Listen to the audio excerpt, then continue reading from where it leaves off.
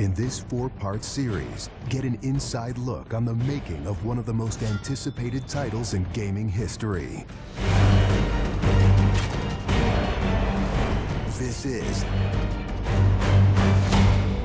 Inside Assassin's Creed 3.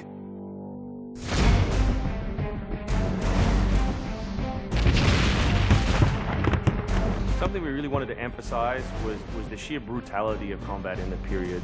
We've all seen the paintings of the Revolution, and death is glorified, death is angelic, but it wasn't that way on the battlefield. It was a brutal conflict. It feels that you're constantly going through dynamic fights, and that's not something technically we could do in the past. So it was like a personal challenge on the team to say, no, I think we can do this.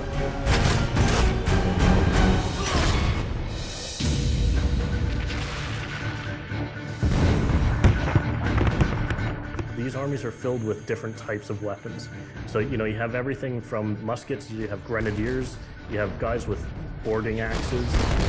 Being shot by a musket would be an awfully painful way to go. The caliber size of the ball was at least 3 or 4 times as large as anything that any modern military is using today. After the muskets were discharged, they would charge with their bayonets. What basically is a giant spear, and he has every intention of running that through you. They would shoot and then they would march, and that hand-to-hand combat was really brutal. And whether it's people using a bayonet affixed on the end of a musket, a small hatchet, this is a kind of killing that is very mano a mano.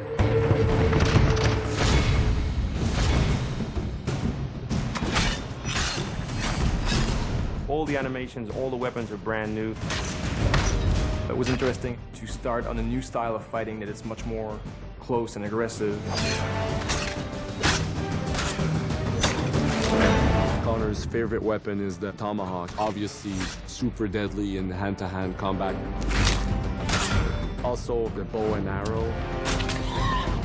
It fits with his native heritage and it's lethal. The rope dart, it's a real accurate Chinese tool that we found the references for that period as well. He can use it from the ground, so he can bring the enemy towards him. It gives him the ability, for example, on a tree, to hang someone from above.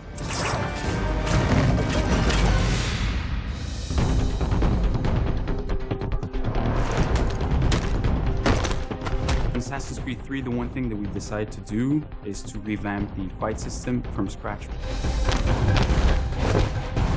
We wanted the skill in the combat in the game to be about transitioning from character to character by choosing the right moves, by performing them correctly. It allows you to basically mow your way through large numbers of people if you're good enough without stopping. What do you do if you go into a bunch of guys with muskets and they try and shoot you? So we had to figure out, can you dodge them? Can you run away? And we've added all these options, but our big one is the meat shield, where you can grab a guy and he gets shot instead.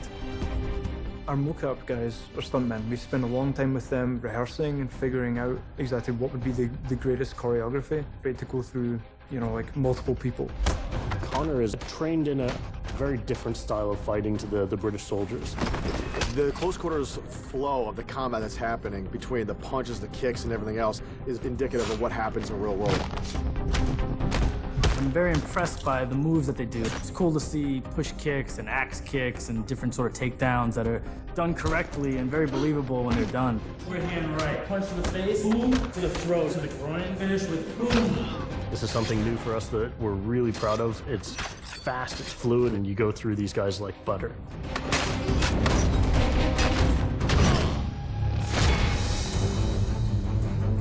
Connor is essentially the first guerrilla fighter. He's someone whose goal is always to move behind enemy lines, to pick off his target, and to escape. Employing guerrilla tactics, or what we now know today as asymmetric warfare, was something that truly was a component of the American Revolution. They learned what we would think of as guerrilla-style warfare. You sort of hit quickly and then disappear.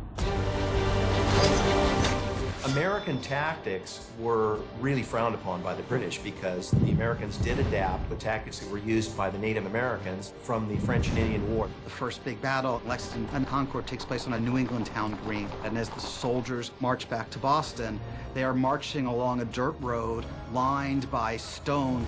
It's not the most effective strategy, wearing your bright red coat and march through the woods while some farmer's trying to shoot at you. The Americans brought a tactic that they couldn't really cope with. They essentially took it away from the battlefield and they started guerrilla tactics.